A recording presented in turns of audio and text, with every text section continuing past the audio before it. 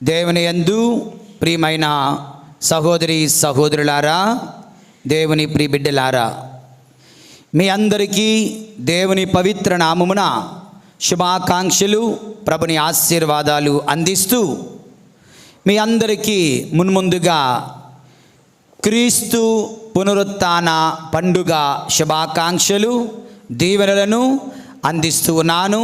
I wish you all a very very happy happy happy Easter.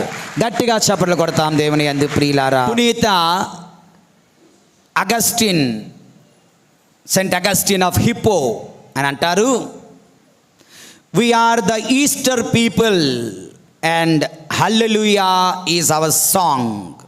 Okay, we are the Easter people, hallelujah is our song. దేవుని యందు ప్రియులారా, మనము పునరుత్థాన ప్రజలం, హల్లెలూయా మన ఏకైక నినాదం. దేవుని యందు ప్రియులారా, క్రీస్తు నేడు లేచెను. గట్టిగా, క్రీస్తు నేడు లేచెను, క్రీస్తు నేడు గెలిచెను, క్రీస్తు నేడు గెలిచెను, క్రీస్తు నేడు గెలిచెను,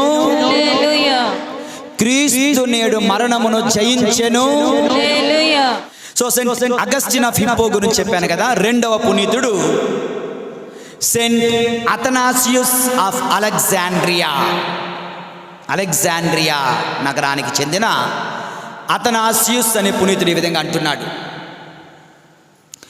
through the resurrection the lord has made death a festival.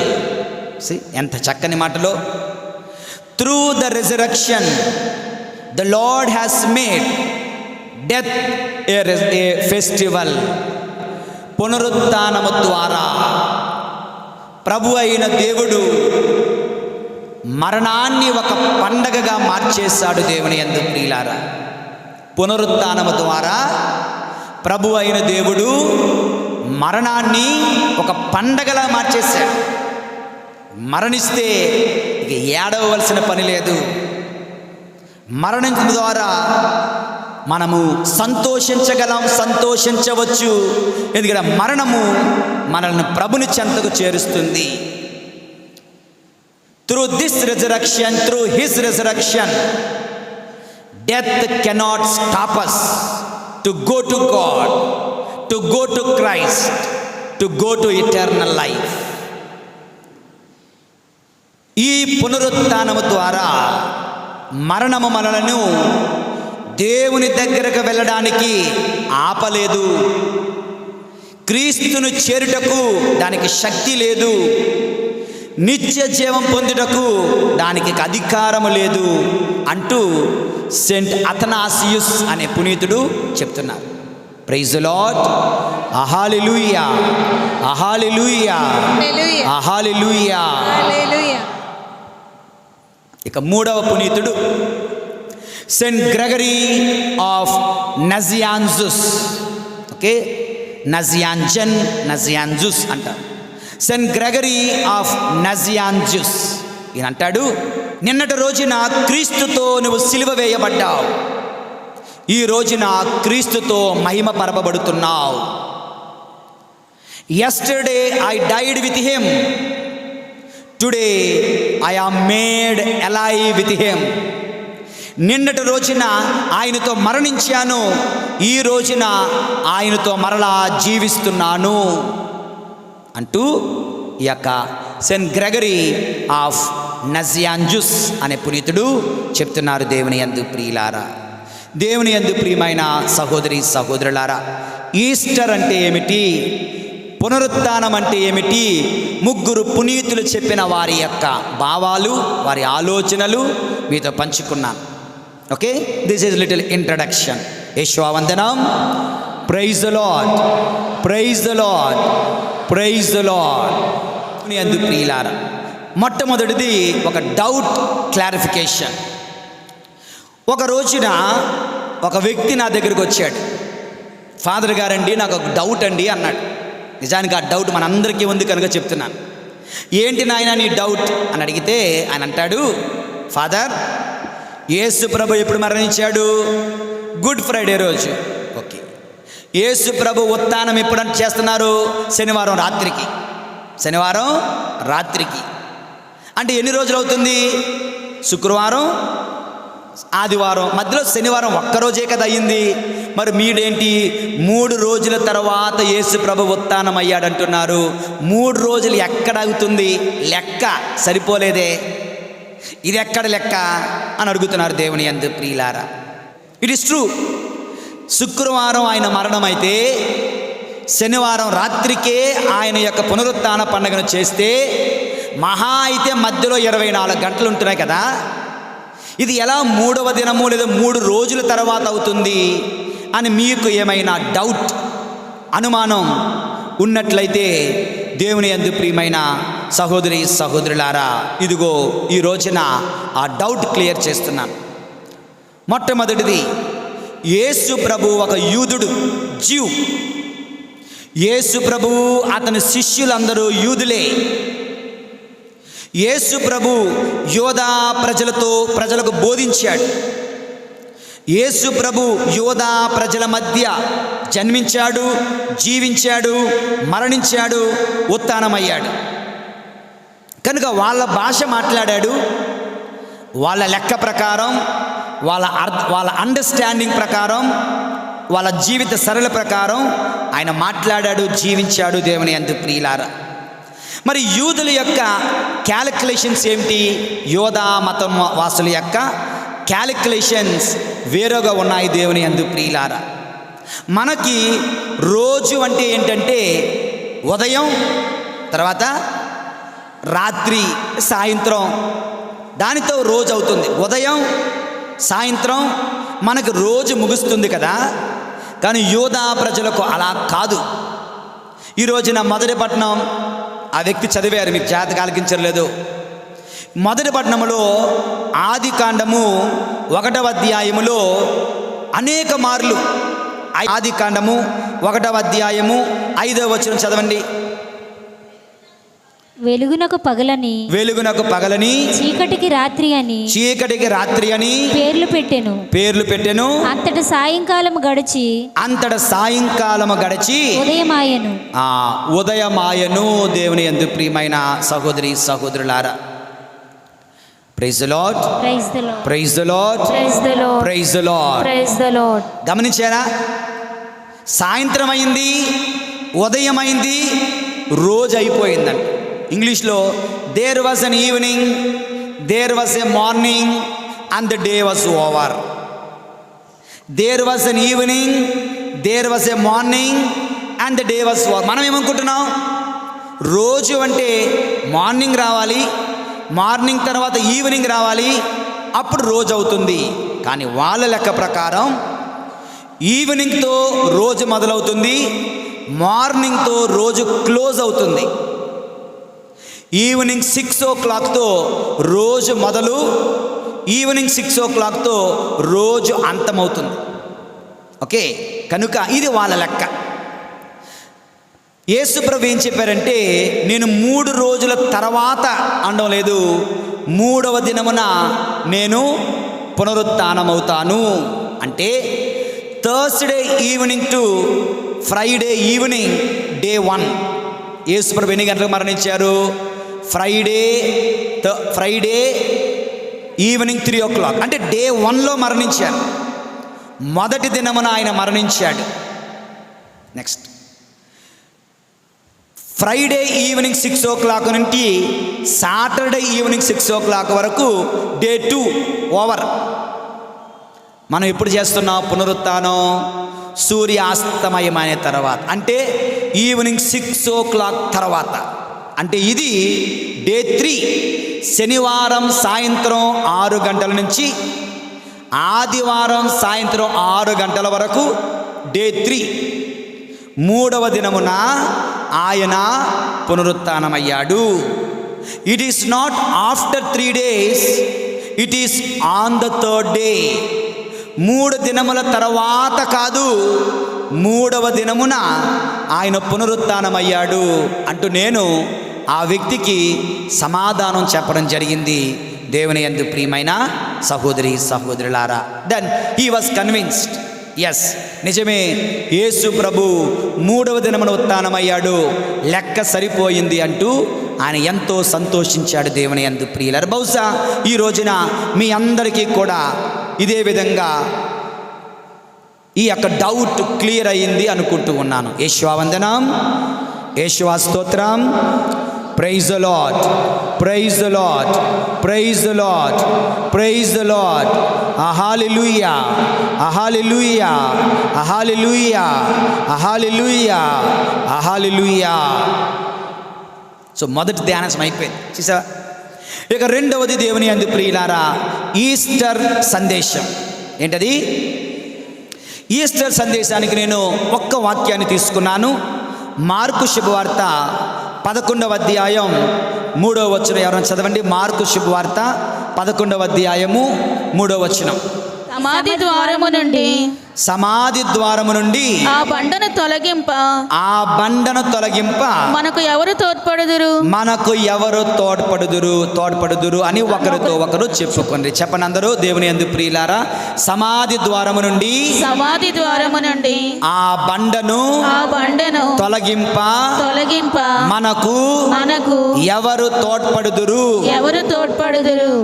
దేవుని ఆ రోజున జరిగినటువంటి సంఘటన, మరియ మగ్దలేనమ్మ, యాకోబు తల్లి మరియమ్మ, సలోమి అమ్మ అను 3 ఆడవాళ్ళు, ఇంకా కొంతమంది స్త్రీలు తెల్లవారుజామున వాళ్ళు బయలుదేరుతున్నారంటే దేవుని యందు ప్రియమైన సహోదరి సహోదరులారా, యేసయ్య సమాధి దగ్గరికి ఎందుకు వెళ్తున్నారండి అంటే ఆ యొక్క దేహమును అభిషేకించడానికి, తైలాలతో అభిషేకించడానికి. మరి వెళ్తున్న వాళ్ళకి మధ్యలో ఒక డౌట్ వచ్చింది. ఏంటా డౌటు? యేసయ్య దగ్గరికి వెళ్ళాలి అంటే మనకు ఒక పెద్ద సమస్య. యేసయ్య శరీరం సమాధి లోపల ఉంది, మనం సమాధి బయట ఉన్నాం. మనకు యేసయ్యకు మధ్య ఏముంది? గట్టిగా ఒక పెద్ద బండరాయి ఉంది. దేవుని యందు ప్రియ, ఒక పెద్ద గుండ్రని బండరాయి ఉంది. మరి ఈ బండరాయిని తొలగించే శక్తి వీళ్ళకి లేదు అంటున్నారు. మనం వెళ్తున్నాం కానీ యేసయ్యను మనం చూడగలమా? యేసయ్యను మనం దర్శించగలమా? యేసయ్యను మనం అభిషేకించగలమా? ఈ యొక్క తైలాలతో మనము చెయ్యగలమా అంటూ మాట్లాడుకుంటున్నారు. So they had a doubt. So నువ్వు నేను అక్కడ ఉంటే ఏం చేస్తాం? నీ కొడుకునో, బలవంతుడైన నీ కొడుకునో, బలవంతుడైన నీ భర్తనో, నీ చుట్టాలనో, బంధువులను ఏమంటాం? నాకు కొంచెం తోడు రావా?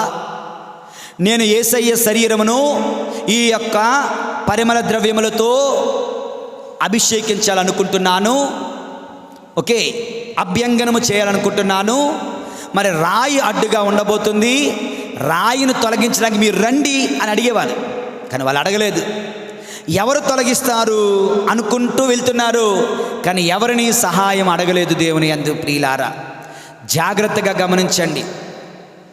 యేసుని చేరడానికి, యేసుని పొందడానికి, యేసును అభిషేకించడానికి, యేసు అభిషేకం పొందడానికి మనకి కూడా చాలా బండరాళ్ళు, చాలా అడ్డురాళ్ళు, చాలా ఆటంకాలు, చాలా అడ్డుగోడలు ఉండవచ్చు.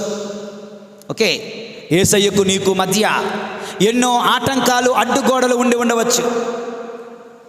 ఆ స్త్రీలకు ఎవరు రాయిని దొర్లించారు? ఆ స్త్రీలకు ఎవరు రాయిని తొలగించారు? నోబడి. దానికదే తొలగిపోయింది, దానికదే దొర్లిపోయింది. దీని అర్థం ఏమిటంటే, దేవుని యందు ప్రియులారా, నీవు నేను కూడా పూర్ణ హృదయముతో ప్రభుని వెతికితే, నీవు నేను కూడా పూర్ణ హృదయముతో ప్రభుని సేవిస్తే, నీవు నేను కూడా పూర్ణ హృదయముతో ప్రభునికి సేవ చెయ్యాలి అనుకుంటే, ఎన్ని అడ్డంకులైనా, ఎన్ని ఆటంకాలైనా వాటికవే తొలగిపోతాయి, వాటికవే దొర్లిపోతాయి. ప్రియమైన సహోదరి సహోదరులారా, ఈ సత్యాన్ని గుర్తించండి. If only you want to give a true service, all the hurdles will evaporate. 2 మంచి వాక్యాలు మీ ముందు ఉంచుతూ ఉన్నాను. ఇర్మియా గ్రంథము 29వ అధ్యాయము 13వ వచనం. ఇర్మియా గ్రంథము 29వ అధ్యాయము మీరు పూర్ణ హృదయముతో మీరు పూర్ణ హృదయముతో నన్ను వెతుకుదురు, నేను మీకు దొరుకుదును. నేను మీకు దొరుకుదును. చెప్పండి అందరూ, మీరు పూర్ణ హృదయముతో నన్ను వెతుకుదురు, నేను మీకు దొరుకుదును. మరొకసారి, మీరు పూర్ణ హృదయముతో మీరు నన్ను వెతికితే నేను మీకు దొరుకుతాను. ఈ 3 స్త్రీలు, ఆ కొద్ది మంది స్త్రీలు పూర్ణ హృదయముతో ప్రభుని వెతుకుతూ వెళ్తున్నారు. కనుక అడ్డుగా ఉన్న అడ్డురాయి, అడ్డుగా ఉన్న అడ్డుగోడ, అడ్డుగా ఉన్న ఆటంకం ఆటోమేటిక్గా దొర్లిపోతుంది. దేవుని యందు ప్రియమైన సహోదరి సహోదరులారా, praise the lord, hallelujah, hallelujah, hallelujah, యేషువా వందనం. Praise the lord, praise the lord, hallelujah, hallelujah, hallelujah. దేవుని యందు ప్రియులారా, సో ఇర్మియా గ్రంథము 29:13 చదువుకున్నాం కదా, దానికి అనుసంధానంగా మరి ఒక వాక్యం యోషియా గ్రంథము 55వ అధ్యాయం 6వ వచనం. యోషియా గ్రంథము 55వ అధ్యాయం 6వ వచనం చదవండి ఎవరైనా. ప్రభువు దొరికినప్పుడే అతనిని సమీపింపుడు, ఆయనను వెదకుడు, అతడు చెరువులో ఉన్నప్పుడు ఆయన చెరువులో ఉన్నప్పుడే అతనికి ప్రార్థన చేయుడు, ఆయనకు ప్రార్థన చేయుడు. చెప్పనందన తర్వాత, ప్రభువు దొరికినప్పుడే ఆయనను వెదకుడు, ఆయన చెరువులో ఉన్నప్పుడే ఆయనకు ప్రార్థన చేయుడు. ప్రభుని వెతకండి, ప్రభు దొరుకుతాడు. ప్రభు చేరువలోనే ఉన్నాడు, ఆయన ప్రార్థన చేయండి. దేవుని యందు ప్రియమైన సహోదరి సహోదరులారా, ఈ రోజున ఈ సందర్భంగా ఈ ధ్యానాంశాన్ని వివరించడానికి 2 ముఖ్యమైన ఉదాహరణలు మీ ముందుంచుతున్నాను. మొట్టమొదటిది నా యొక్క జీవితంలో, నా బాల్యములో జరిగినటువంటి అనేక సంఘటనలు. అందులో ఒకటి, దేవుని యందు ప్రియులారా, నిజంగా నేను మా అమ్మా నాన్నలకు ఎంతో రుణపడి ఉండాలి. నేను మా అన్నయ్య, మా అక్క, మా తల్లిదండ్రులకు మేము ఎంతో రుణపడి ఉండాలి. ఎందుకండి అంటే, జన్మనిచ్చినందుకు మాత్రమే కాదు, వసతులు సమకూర్చినందుకు మాత్రమే కాదు, పెంచి పెద్ద చేసినందుకు మాత్రమే కాదు, we're more grateful for the gift of faith that they gave అస్.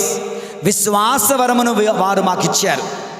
క్రీస్తునందు గల విశ్వాసవరమును వాళ్ళు మాకు ఇచ్చారు. ఈ రోజున చాలామంది తల్లిదండ్రులు వారి బిడ్డలకు ఇవ్వలేకపోతున్నారు.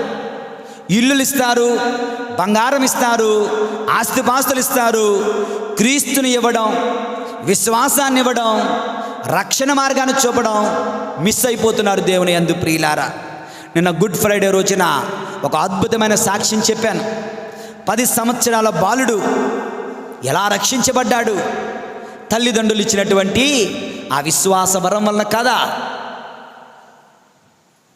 సో మా తల్లిదండ్రులు చిన్ననాటి నుండి మాకు గొప్ప విశ్వాస వరాన్ని ఇచ్చారు. So that's why we are very grateful. అందులో ఒకటి, మా నాన్నగారు తరచుగా అనేక మార్లు చిన్నప్పుడు నాకు చెప్పిన మాట ఇప్పుడు గుర్తొస్తుంది. తరచు అనేవారు, నాయనా నీవు మంచి మనసుతో ఈరోజు గుడికి వెళుతూ పూజ సహాయం చెయ్యాలి అనుకో. నువ్వు అక్కడికి వెళ్ళేసరికి పూజ సహాయానికి ఎవ్వరు ఉండరు. ఫాదర్ గారే వచ్చి ఎవరైనా పూజ సహాయానికి రండి అని అడుగుతారు. ఆ రోజుల్లో ఇద్దరే, అవతల ఒక్కడు ఇవతల ఒక్కడు, ఇద్దరే ఉండేవారు. ఆదివారం అయితే 3 అంతే. సో ఎప్పుడైనా పూజ సహాయం చేయాలని ఆశ ఉంటే మనసులో బలంగా కోరుకో, అక్కడికి వెళ్ళేసరికి ఆటోమేటిక్గా దేవుడు నీకు దారినిస్తాడు, పూజ సహాయం చేసే భాగ్యాన్ని ఇస్తాడు అనేవారు. రెండవదిగా ఆయన తరచు చెప్పే, ఎప్పుడైనా బైబిల్ చదవాలనుకో గుళ్ళో, ఏం పెద్దవాడు మనసులో బలంగా కోరుకో, ఈరోజు దేవుని వాక్యాన్ని చదివే అవకాశం నాకు దక్కుతుందా అని. అంతే. నువ్వు చర్చికి వెళ్ళేసరికి ఎవరో ఒకరు బైబిల్ తీసుకొచ్చి నీ చేతిలో పెడతారు, చూడు అంటారు. ఎగ్జాక్ట్గా అలా జరిగేది. బైబిల్ చదవాలి అనుకుంటే గుళ్ళోకి వెళ్ళేసరికి ఎవరో ఒకరు వచ్చి, బాబు నువ్వు చదవమ్మా అని బైబిల్ చేతి పెట్టి వెళ్ళిపోయేవారు. నేను అడగలేదే. ఎందుకంటే పూర్ణ హృదయముతో మీరు ప్రభువుని వెతుకుడు, ఆయన మీకు దొరకును. నువ్వు వెతికితే చాలు, నువ్వు ఆశ కలిగి ఉంటే చాలు, నువ్వు ఆశపడితే చాలు, దేవుడిస్తాడు. ఈ రోజున మన విచారం నుంచి ఎక్కువ మంది గురువులు లేరు, అమ్మగారులు లేరు. కారణం ఏంటి? వాళ్ళు కోరుకోవడం లేదు, వాళ్ళు ఆశపడడం లేదు. పిల్లలు ఎవరైనా ఫాదర్ గారండి నేను గురువు అవుతానండి అని నోరు విరిచి ఎవడన్నా చెబుతాడేమో అని చూస్తున్నాను. ఇది చెప్పరే. ఎవరైనా ఒక అమ్మాయి ఫాదర్ నేను అమ్మగారి ట్రైనింగ్కి వెళ్తానండి అంటాదేమో అని చూస్తున్నాను. ఈ మాట చెప్పినప్పుడు ఆడపిల్ల వైపు చూస్తే వాళ్ళు తలదించుకుంటారు. నాకు కాదు, పక్కకి నన్ను చూడక ఆయన. ఏ తల్లిదండ్రులైనా ఫాదర్ గారండి మా పిల్లలను ఇలా దైవ సేవకు అంకితం చేయాలనుకుంటున్న ఆశగా ఉంది, మీరే దారి చూపండి అని అంటారని తల్లిదండ్రులను చూస్తున్నాను. ఒక్క తల్లిదండ్రులు కూడా అడగరే.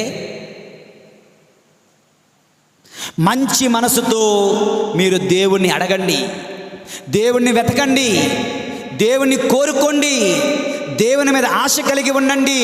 ఆ స్త్రీలు యేసయ్యను అభ్యంగం చెయ్యాలి పరిమళ ద్రవ్యములతో. కానీ రాయి ఎలా? దేవుడే రాతిని తొలగించేశాడు. రాయి దొరలిపోయింది, ఆటంకాలు తొలగిపోయాయి. వాక్యం చెబుతున్నట్లుగా పూర్ణ హృదయముతో నన్ను వెతుకువారికి నేను తప్పక దొరుకుతాను. Praise the lord. Hallelujah, hallelujah, hallelujah, hallelujah. ఒక గొప్ప సాక్ష్యం, మరొక సాక్ష్యం ఇదే విషయంలో మీతో పంచుకోవాలనుకుంటున్నాను దేవుని యందు ప్రియులారా. ఒకానొక సహోదరి ఉంది, ఎక్కడో చెప్పను, ఓకే, ఎక్కడో ఒకానొక సహోదరి, ఒక తల్లి, ఒక బిడ్డ, ఓకే. ఆమె ఒకానొక సంవత్సరం ఇటువంటి తపస్సు కాలంలో గట్టిగా కోరుకుంటుంది ప్రభుని. ఏంటి ఆ కోరికంటే, ఈ 40 రోజులు, నిజం 47 రోజులు ఉంటాయి ఆదివారాలతో కలిపి, ఈ 47 రోజులు ప్రతిరోజు క్రమము తప్పకుండా ప్రార్థనలో, దివ్య పూజాబలిలో, శిలువ మార్గములో, వీలైతే డ్యూటీగా చాలా పర్మిషన్ ఇస్తే శిలువ మార్గములో, దివ్య పూజాబలిలో ఈ 47 రోజుల పాటు పాలు పంచుకుంటాను, ప్రార్థిస్తాను, ప్రభుని వెతుకుతాను, ప్రభుని కోరుకుంటాను అని ఆశపడింది. గుడికి వెళ్ళడం కాదు, పూజలో పాలు పంచుకోవడం కాదు, ప్రతిరోజు పూజ సమర్పించుకుంటాను అని కోరుకుంది. ప్రార్థించడం కాదు, గుడికి వెళ్ళడం కాదు, పూజ సమర్పించుకోవడం కాదు, నా ప్రార్థనకు మోటిఫికేషన్ అంటే ఒక త్యాగం. హలో, వింటున్నారా? ప్రార్థనకు ఒక త్యాగం జోడించాలి, ప్రార్థనకు నీ కష్టం జోడించాలి, ప్రార్థనకు నీ ఉపవాసం జోడించాలి. Otherwise it won't work. డాక్టర్లు మందులు ఇస్తారు కదా, చాలా చక్కగా ఏమిస్తారు? పారాసిటమాల్ ఇస్తారు జ్వరం తగ్గడానికి, మళ్ళీ జలుబు తగ్గడానికి ఇంకొకటి, దగ్గు తగ్గడానికి ఇంకొకటి. ఇవన్నీ ఇస్తే ఇంకొకటి ఉంటుంది ఒకటి గ్యాస్ట్రిక్, దానికి ఇంకొకటి. ఓకే, సో ఇవి కలిస్తే తప్ప నిజమైన బలం నీకు చేకూరదు. అలాగే simply prayer sometimes may not be efficient, may not be effective, may not be sufficient. కనుక గుడికి వెళ్ళాలి, నెంబర్ 1. ప్రార్థన చేయాలి, నెంబర్ 2. ప్రార్థనలో పాలు పంచుకోవాలి, నెంబర్ 3. పూజ సమర్పించుకోవాలి, నెంబర్ 4. దీనితో పాటు వీలైతే నా కష్టం, నా త్యాగం, నా శ్రమ జోడిస్తాను. ఏం జోడిస్తాం? వాళ్ళ కారు ఉంది, కారులో రోజు గుడికి రావచ్చు, కానీ ఏమనుకున్నారంటే నడిచి వస్తాను అనుకున్నారు. నడిచి వస్తాను అనుకొని గుడికి రావడం మొదలుపెట్టారట కొన్ని సంవత్సరాల క్రితం అనుకోండి. దేవుని యందు ప్రియమైన సహోదరి సహోదరులారా, ఓకే, ఎందుకోసం అంటే అనేక ఉద్దేశాలు మనం సమర్పించుకోవచ్చు. ఒక్క ముఖ్యమైన ఉద్దేశం, వాళ్ళ తమ్ముడు అమెరికాలో ఉంటున్నాడు. అమెరికాలో ఉంటున్న తమ్ముడికి వీసా టైం అయిపోతుంది. టైం అయిపోయేలోపు వీసా రెన్యూ అవ్వకపోతే వెనక్కి వచ్చేయాలి, ఉద్యోగం వదిలేయాలి. చాలా కష్టమైన జీవితం. మళ్ళీ ఎక్కడి నుంచి మొదలుపెట్టి మళ్ళీ అక్కడికి వెళ్ళిపోతాం. కనుక H1B అనే వీసా రావాలి. చాలామందికి తెలుసు దాని గురించి. H1B వీసా రావాలి అంటే అంత ఆషామాసి కాదు. 2-3 సంవత్సరాలుగా తపిస్తే తప్ప, ప్రార్థిస్తే తప్ప జరగదది. ఎందుకంటే నేను నెట్లో కొట్టాను. H1B వీసా ప్రాసెస్ ఏంటంటే లాట్ తీస్తారంట. అమెరికాలో ఉన్న వాళ్ళందరూ ఎవరెవరికైతే H1B వీసా కావాలో లాటరీ తీస్తారట. లాటరీలో దొరికితే వాడు ఉంటాడు ఇక్కడ, లాటరీలో దొరకకపోతే వాడు అమెరికా వదిలి వెళ్ళిపోవాలి. వాడు చదువు వెళ్ళిపోవడమే, ఉద్యోగం వదిలేయడమే. దేవుని యందు ప్రియులారా, ఇది ఎక్కడ విడ్డూరం కదా. అంతే. ఇలాంటి సమయంలో ఆ లాట్లో తనకు H1B వీసా రావాలి అంటే దేవుని కృప ఉండాలి, దేవుని ఆశీర్వాదం ఉండాలి, దేవుని కరుణ ఉండాలి. దేవుని వల్లే అది సాధ్యమవుతుంది. కనుక ప్రార్థన ద్వారా, శ్రమ ద్వారా, త్యాగము ద్వారా, దివ్య పూజావళి సమర్పించడం ద్వారా, పాదయాత్ర ద్వారా ప్రభుని ప్రార్థించుకుంది. దేవుని యందు ప్రియులారా, కరెక్ట్గా 47 రోజుల్లో 43 రోజులు అయిపోయాయి. అంటే హోలీ వీక్ రానుకొమ్మర ఆదివారం అయిపోయింది, హోలీ మండే అయిపోయింది, హోలీ ట్యూస్డే అయిపోయింది, హోలీ వెన్స్డే అయిపోయింది. ఇంకా 3 దినాలు మౌండీ థర్స్డే, గుడ్ ఫ్రైడే, ఈరోజు కార్యక్రమం ఉంది. అంతే. అంటే ఆ నార్మల్ లెంట్ సమయం అంతా అయిపోయింది. ఆ రోజు ఆఖరి రోజు పూజలో పాలు పంచుకుంటుంటే భక్తి కీర్తన, దేవుడు కరుణామయుడు, దయామయుడు, అడిగిన కోరికలు నెరవేర్చువాడు అని వచ్చిందంట. దేవుడు కరుణామయుడు, దయామయుడు, అడిగిన కోరికలు నెరవేర్చేవాడని వాక్యం వచ్చింది. ఆ వాక్యం చదువుతున్నప్పుడు టైం 7:30, 7:15 ఆ టైం. కరెక్ట్గా అది చదువుతూ ప్రార్థన చేసుకుంటుండగా ఫోన్ రింగ్ అవుతూ ఉంది. అమెరికా నుంచి వచ్చిన ఫోన్. కానీ పూజలో ఉన్నారు కనుక ఎత్తలేదు. వాళ్ళ భర్తకు ఫోన్ చేయగా వాళ్ళ భర్త వచ్చి చెవిలో చెప్తున్నాడు, గుడ్ న్యూస్ ఏంటంటే తమ్ముడికి అమెరికాలో H1B వీసా పిక్ అయ్యింది, లాటరీలో వచ్చింది. ఇది పెద్ద అద్భుతం, ఇది గొప్ప అద్భుతం, దేవుడు చేసిన అద్భుతం. దేవుడిని నువ్వు వెతికావు, దేవుడు నీకు దొరికాడు. దేవుడిని నువ్వు అడిగావు, దేవుడు నీకు ఇచ్చాడు. పూర్ణ హృదయంతో దేవుని వెతకగా దేవుడు తప్పకుండా దొరుకుతాడు. ప్రార్థనలు ఫలిస్తాయి, ప్రార్థనలకు అద్భుతాలు జరుగుతాయి, మన కోరికలు తప్పక నెరవేరుతాయి. మంచి మనసు ఉంటే, పూర్ణ హృదయముతో వెతికితే దేవుని యందు. ఈ విధంగా ఆ కుటుంబాన్ని ప్రభు ఆశీర్వదించాడు. Praise the lord, praise the lord, hallelujah, hallelujah, hallelujah, hallelujah, hallelujah. అంత గట్టిగా చప్పట్లు కూడా దేవుని మహిమపరుద్దాం. దేవుని యందు ప్రియులారా, గట్టిగా చప్పట్లు కొట్టి దేవుని మహిమపడదాం.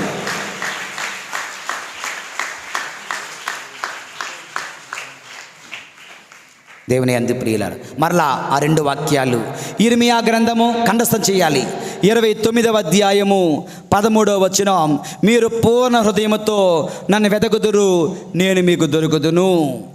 యెషయా గ్రంథం 55వ అధ్యాయం 6వ వచనం, ప్రభు దొరుకునప్పుడే ఆయనను వెతకుడు, ఆయన చేరువలో ఉన్నప్పుడే ఆయనకు ప్రార్థన చేయుడు. దేవుని యందు ప్రియులారా, ఎన్ని అడ్డుగోడలు ఉన్నా, ఎన్ని ఆటంకాలు ఉన్నా, ఎన్ని అడ్డంకులు ఉన్నా, ఎన్ని అవరోధాలు ఉన్నా, ఎన్ని అవమానాలు ఎదురైనా, ఎన్ని అపజయాలు తట్టినా, చెక్కు చెదరక మొక్కవోని విశ్వాసముతో పూర్ణ హృదయముతో మీ దేవుణ్ణి వెతకండి. మన దేవుణ్ణి వెతకండి, నీ దేవుణ్ణి వెతకండి, ఆయన దొరుకుతాడు.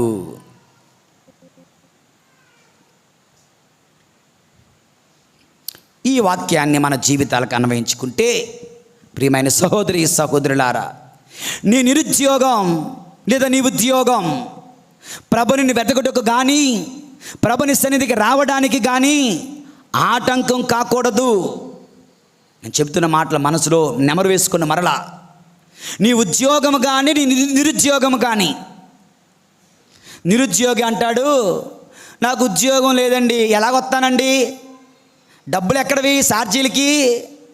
కరెక్టే, ఉద్యోగం వచ్చింది, ఉద్యోగంలో సెలవు ఇవ్వడం లేదండి, ఎలా వస్తాము గుడికి. ఇది ఎక్కడ గొడవ? నీ ఉద్యోగము కానీ నీ నిరుద్యోగము కానీ ప్రభుని వెతకడానికి కానీ ప్రభుని సన్నిధికి రావడానికి కానీ ఆటంకం కాకూడదు. నీ పేదరికము కానీ నీ ఐశ్వర్యము కానీ ప్రభుని వెతుకుటకు ప్రభుని సన్నిధికి వచ్చుటకు ఆటంకం కాకూడదు. నీ వ్యాపారము కానీ నీ సంపాదన కానీ ప్రభుని వెతుకుటకు ప్రభుని సన్నిధికి వచ్చుటకు ఆటంకం కాకూడదు. నీ వివాహము కానీ నీ అవివాహ జీవితం కానీ ప్రభుని సన్నిధికి రావడానికి, ప్రభుని మనసారా వెతకడానికి ఆటంకం కాకూడదు. నీ భర్త కానీ నీ భార్య కానీ ప్రభుని సన్నిధికి రావడానికి ఆటంకం కాకూడదు. పెళ్ళి కాకమునుపు ఎంతో భక్తితో ఉన్న ఎందరో బిడ్డలు పెళ్ళైన తర్వాత మారిపోతున్నారు. వాళ్ళ పరిస్థితులు అలాగొస్తున్నాయి. భర్త వలన భార్య, భార్య వలన భర్త రాలేని పరిస్థితి, ప్రభుని విడిచిపెట్టే పరిస్థితి, ప్రభుని వదిలేసే పరిస్థితి. నీ బిడ్డలు కానీ నీ తల్లిదండ్రులు కానీ ప్రభుని వెతుకుటకు ప్రభుని సన్నిధికి వచ్చుటకు ఆటంకం కాకూడదు. నీ స్నేహితులు కానీ నీ బంధువులు కానీ ప్రభుని సన్నిధికి వచ్చుటకు ప్రభుని వెతుకుటకు ఆటంకం కాకూడదు. నీ అహంకారము కానీ నీ అహంభావము కానీ ప్రభుని వెతకడానికి పూర్ణ హృదయముతో ప్రభుని సన్నిధికి రావడానికి ఆటంకం కాకూడదు.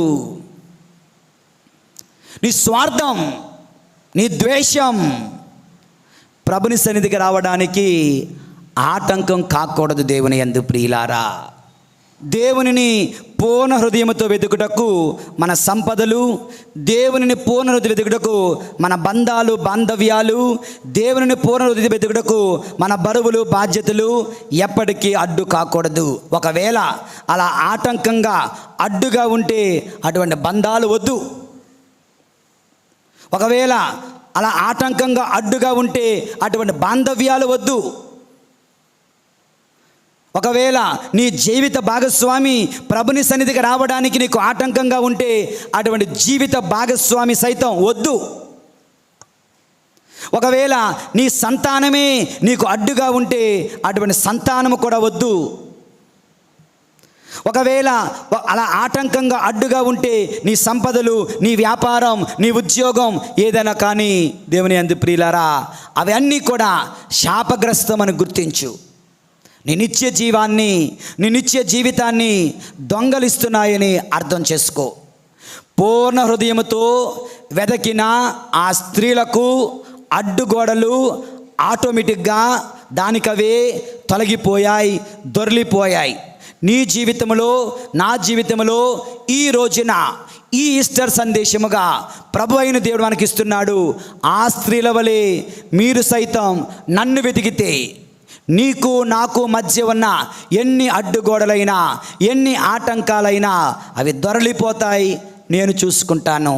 ఒకటే ఒక మాట, ఇర్మియా గ్రంథము మరలా 29:13, పూర్ణ హృదయముతో మీరు నన్ను వెతికినట్లయితే నేను మీకు దొరుకుతాను. ప్రభు దొరికినప్పుడే ఆయన వెతకండి, ఆయన చేరువలో ఉన్నప్పుడే ఆయనకు ప్రార్థన చేయండి. ప్రభు మనలను దీవింతురుగాక. పితా పుత్ర పరిశుద్ధాత్మ నామమున ఆమేన్.